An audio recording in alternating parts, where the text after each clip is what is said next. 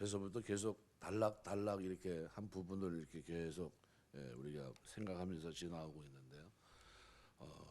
위의 것을 추구하고 땅의 것을 생각하지 말아라 이렇게 얘기하면서 기본적인 성도가 이 땅에 살아가는 삶의 원칙을 제시한 이후에 그 원칙이 어디서부터 이루어져야 되는가, 실생활 우리가 살아가는 실생활 속에서 어떻게 반영이 돼야 되는지 여기에 대해서 구체적인 방향과 그리고 어떻게 살아야 되는지의 지침들을 계속해서 3장 5절에서 17절까지 설명했습니다. 그리스도께서 버려야 될 옛사람의 습관이 뭔지, 그죠? 버리고 죽여야 될 것이 뭔지, 그 다음에 12절, 17절은 새 사람으로서 성도가 취해야 될 신앙의 덕목들은 뭔지 이런 것들을 생각했습니다. 이제 3장 18절에서 4장 1절까지는 아내와 남편, 자녀와 부모, 종과 상전, 인간관계에서 지켜야 될 가장 중요한 덕목들을 고면하고 있고요. 그 다음에 4장 2절부터 6절까지는 기도생활과 불신자와의 관계에서 지혜로운 처신에 대한 고면을 담고 있습니다. 개인적인 전언과 문안인사는 4장 7절에서 18절까지 기록하면서 골로새서는 끝을 맺고 있습니다. 그래서 제가 그 얘기를 하면서 바울의 이 권면의 대상은 누굽니까? 그리스도와 함께 다시 살리심을 받은 자들입니다. 우리가 누구냐 하는 정체성이 굉장히 중요합니다. 그리스도와 함께 다시 살리심을 받은 자들은 어떻게 사느냐는 거예요. 이렇게 살기 때문에 구원을 받는 게 아니라 이미 구원받은 은혜가 있기 때문에 하나님이 기대했던 삶으로 나아가는 겁니다. 그래서 최선을 다해서 살게 되시기를 주의 이름으로 축원합니다. 그래서 이렇게 하나님이 은혜를 주셨기 때문에 가정생활도 좀 달라야 됩니다. 그래서 이 아내들에게 있어서 아내 미덕은 남편에 대한 순종인데 무조건적인 맹정을 얘기하고 있는 것이 아닙니다. 그래서 18절에 보면 아내들아 남편에게 복종하라. 이는 주 안에서 마땅하니라. 여기 주 안에서라는 것은 주 안에서 남자나 여자나 자유인이나 종이나 아무런 차별이 없고 동등합니다. 이 성경의 선언이고 사도 바울은 바로 그런 입장에서 갈라디아 3장 28절, 골로새 3장 11절을 통해 그렇게 표현합니다. 유대인이나 헬라인이나 종이나 자유자나 남자나 여자나 다 그리스도 안에서 하나다 이렇게 얘기합니다. 그러니까 오늘 특별히 읽은 18절의 성경적인 의미는 복종하라고 하는 이 단어는 휘포타스라는 말인데 이 말은 군사 용어입니다. 상관의 통치권의 하급 군사들이 복종을 묘사할 때 쓰는 단어인데 노예적인 복종을 얘기하는 것이 아닙니다. 이것은 경외심과 신뢰를 가지고 복종하는 것을 나타내거든요. 그러니까 우리가 헬라어로는 원래 군대 용어이기 때문에 계급대로 정렬하다라는 의미를 가지고 있는데 복종한다고 하는 것은 낮은 계급에 있는 사람이 높은 계급에 있는 사람에게 복종하는 거죠. 하지만 여기서는 우열 개념이 들어있지 않습니다. 이게 무슨 얘기냐면 계급이 낮다고 해서 열등한 것도 아니고 계급이 높다고 해서 그 자체로 우월한 것도 아니고 본질상 동등하다는 거예요. 하나님이 창조한 피조물로서 똑같습니다. 다만 군대가 존재하는 목적을 위해서 그렇게 해야 된다라는 거예요.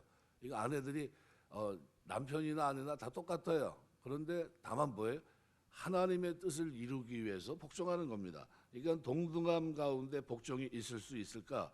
예, 있습니다. 그래서 그 대표적인 예가 예수 그리스도와 하나님과의 관계입니다. 그러니까 그리스도께서 본질적으로 하나님 아버지와 동등하셨지만 자발적으로 자기를 낮춰 하나님께 복종하십니다. 빌립보서 2장 6절. 이게 아내와 남편의 관계 속에서 아내가 남편에 대해서 해야 될 자세입니다. 그러니까 그렇다고 해서 우리는 그 누구도 그리스도께서 하나님보다 열등하다고 말하지 않습니다. 만일 그렇게 말하는 사람이 있다면 그는 이단이죠. 그러니까 그렇게 스스로 낮추셨기 때문에 하나님은 그리스도를 어떻게 하십니까? 빌립보서 2장 6절에서부터 10절까지 보면 오히려 더 높이십니다. 뭐 때문에요?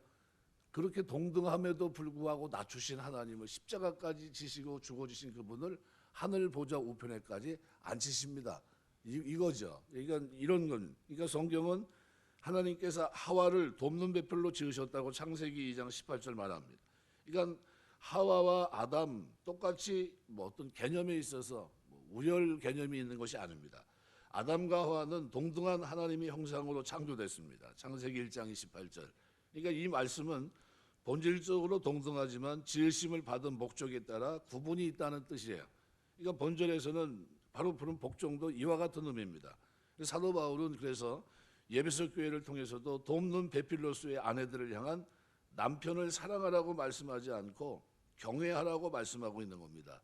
예배소서 5장 33절 같은 말씀들이죠. 그러니까 오늘 우리가 이 본절 18절 말씀을 대하면서 세상 사람들의 문화 가치관에 의해서가 아니라 만물을 질서대로 움직이시는 하나님의 관점으로 봐야 됩니다.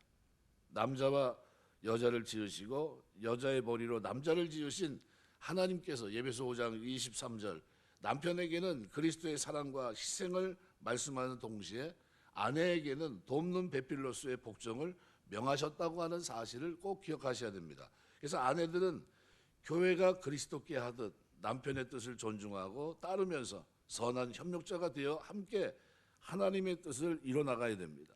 여기 복종하다는 말은 그래서 노예적인 복종이 아니라 경외심과 신뢰를 가지고 복종하는 것을 나타내 줍니다. 우리가 이런 가정이 아름다운 가정입니다. 또 남편들아 아내를 사랑하며 19절 이렇게 표현하고 있는데요. 남편에 대한 아내의 기본 자세가 경외와 순종이라고 한다면 남편의 자세는 아내에 대해서 사랑입니다. 아가파오라는 단어인데 이 아가페 사랑을 말합니다. 이게 하나님과 그리스도의 사랑을 말할 때 쓰는 단어입니다. 바울은 예배소서에서 권면을 통해서 예배소 5장 25절에서 이렇게 말합니다. 그리스도께서 교회를 사랑하시고 자신을 주신같이 하라. 그러니까 하나님은 세상의 남편들을 향해서 아내에게 요구하는 것보다 훨씬 큰 의무를 명하신 겁니다. 이 명령은 단순히 어떤 신앙적인 차원에서의 권면이나 교리적 명령에 그치는 것이 아니라 여기서 한 걸음 더 나갑니다. 진정한 결혼생활, 가정을 천국으로 만드는 비밀은 바로 여기 있다는 겁니다. 그래서 남편은 왜 아가페 사랑을 가져야 될까?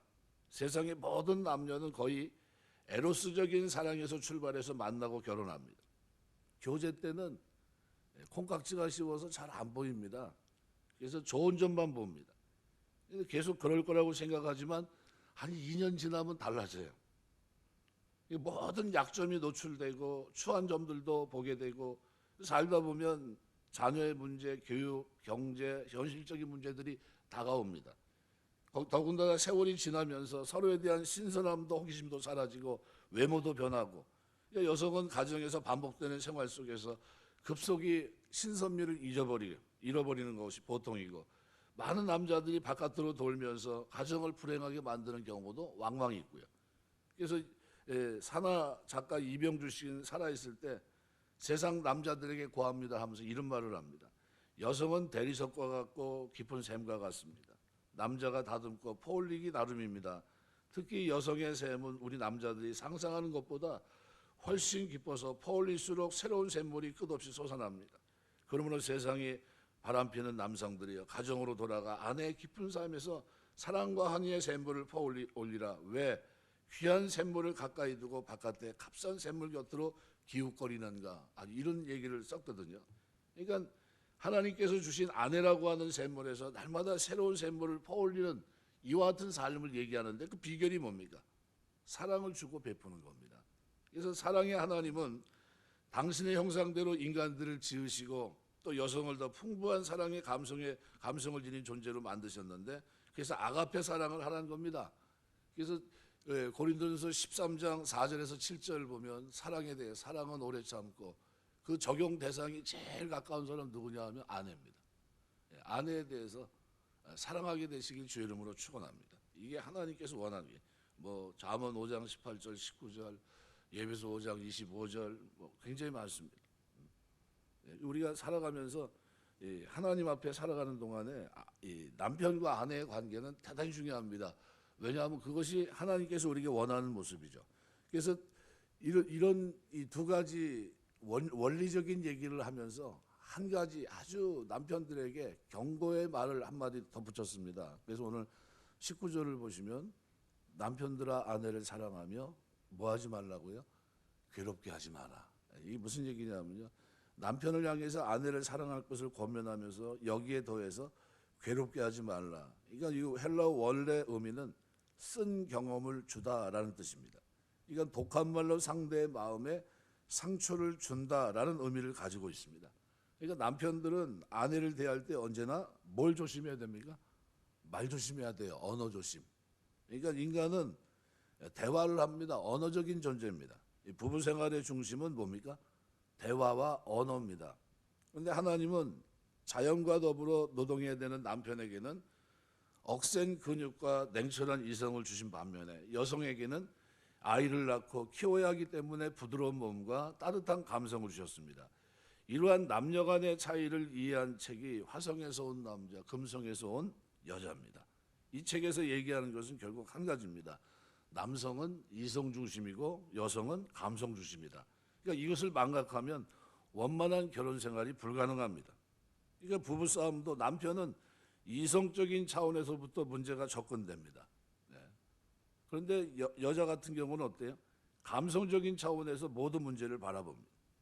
그러니까 이성적으로 따지는 남편을 향해서 아내들이 던질 수 있는 최고의 질문은 뭡니까? 당신은 나 사랑해? 라는 질문이에요. 그러니까 굉장히 근본적인 질문서부터 확인하려고 하거든요. 그러니까 아내에게 있어서 더 중요한 것은 여성적인 어떻게 됐든 간에 시비 판단보다는 뭐가 더 필요합니까?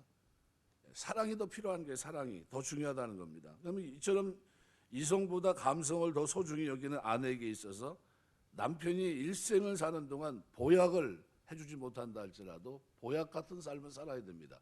그것이 뭐냐면 말로써 따뜻하게 해주는 거예요. 말로써. 찰스 린드버그라고 하는 세계 최초의 비행기를 타고 대서양을 횡단하면서 세계적인 영웅이 된 사람이 있는데 그의 아내는 남편에 대해서 이렇게 씁니다. 사람들은 남편을 가리켜 국가적인 영웅이라고 말합니다. 그러나 그에 앞서 그는 먼저 아내인 나에게 있어서 영웅입니다. 남편은 언제나 내가 약하고 실수할 때마다 당신은 할 수 있어 힘을 내라고 말하면서 따뜻한 말로 격려하곤 했습니다. 그러므로 내 남편은 하늘을 날기 전에 먼저 나로 하여금 가능성의 날개를 타고 하늘을 날게 한 영웅입니다. 그랬어요. 말이 그만큼 중요하다는 겁니다. 그러니까 남편의 따뜻한 위로 격려는 아내에게 있어서 세상 그 무엇보다도 큰 힘과 용기가 되는 겁니다.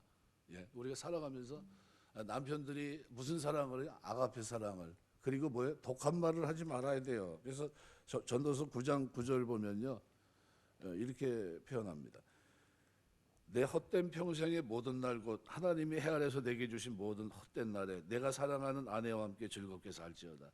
그것이 내가 평생의 해 아래서 수고하여 얻은 내 몫이니라. 잠언에는 아내를 얻은 자는 하나님께 복을 받았고 현숙한 아내는 하나님의 선물이다 그랬어요. 그러니까 이렇게 귀한 선물을 받았거든요. 선물을 받은 남편들이 아내를 사랑하는 것이 마땅해요. 아가페 사랑으로. 그리고 독한 말을 내지 말아야 돼요. 함구하셔야 됩니다. 가정생활에서. 그게 보약이에요. 아내들에게 자꾸 보약을 먹여야 되는데 보약이 아니라 약은 그냥 먹으라고 주는데 입으로는 맨날 쏟아버리거든요. 그게 문제예요. 기도하면서 하나님 내가 보약도 좀 챙겨줄 수 있도록 하나님 인도해 주옵소서. 내 말이 아내에게 힘이 될 수 있도록 도와주옵소서. 이런 기도는 남편들이 드려야 될 아주 중요한 기도가 아닌가 생각이 됩니다. 베드로전서 말씀에서도 3장 7절에 이렇게 표현합니다. 왜 우리가 이렇게 살아야 되느냐?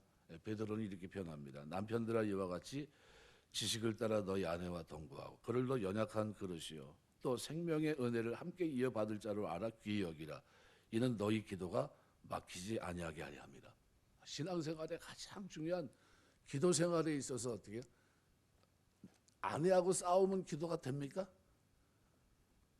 기도가 안 돼요. 확 막혀버립니다.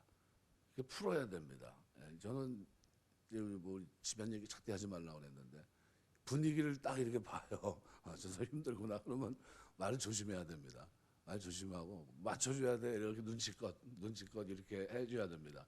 그렇게 해줘야 편해요. 그래야 좀 풀립니다. 그래가지고 여자가 정상으로 돌아가는 건 어떤 때가 정상이냐면요. 말을 이렇게 제잘제잘 해줘야 돼요. 아, 그럼 정상이구나. 그게 말이 뚝 끊어지면 비정상으로 돌아가고 있는 거예요. 뭔가 지금 수틀린 게 있는 거예요. 지금 싸우고 싶은 거예요. 이제 막 그럴 때는 남자들이 어떻게 해야 된다고요? 거기다 독한 말 한마디 딱 부어버리면 기름에 물 붓는 겁니다. 절대 그러지 마시고 그때는 어떻게 해요? 이게 뭐 할 말이 있는데 지금 내가 뭐가 좀 마음에 안 드는 구석이 있구나 생각하고요.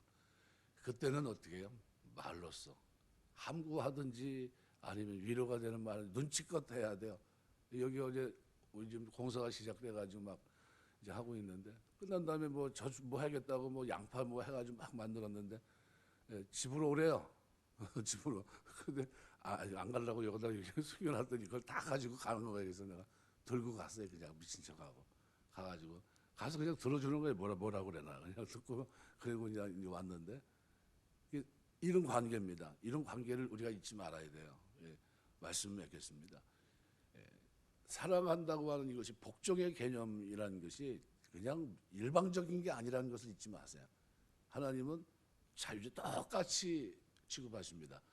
그러면 이제 우리가 이제 아내에게 요구하는 것보다 내가 해야 될 거에 초점을 맞춰야 됩니다. 남편으로서 아내에게 어떻게 해야 될까? 근데 다른 건 그만두고요. 아가페 사랑은 모양만 잡는다 할지라도 괴롭게는 하지 말아야 될 거 아니에요. 말로써 상처 주는 일은 하지 않아야 되지 않습니까? 그래서 우리가 남편들이 해야 될 때 기도할 제목이 있다면 내가 잘 몰라서 화성에서 온 남자, 금성에서 온 여자 서로의 하나님이 창조서부터 어떻게 방향이 틀린데 그 방향을 억지로 나한테 맞추려고 하면 그거 맞지 않습니다. 그 방향을 인식하고 거기에 맞춰서 감안해서 생각하고 살아가는 거 이게 우리에게 필요한 지혜가 아닌가 생각이 됩니다. 살아가면서 말로써 많은 사람들에게 힘을 주되 특별히 가장 가까이 있는 아내에게 힘이 되는 언어 생활이 되시길 주의 이름으로 축원합니다. 기도하겠습니다.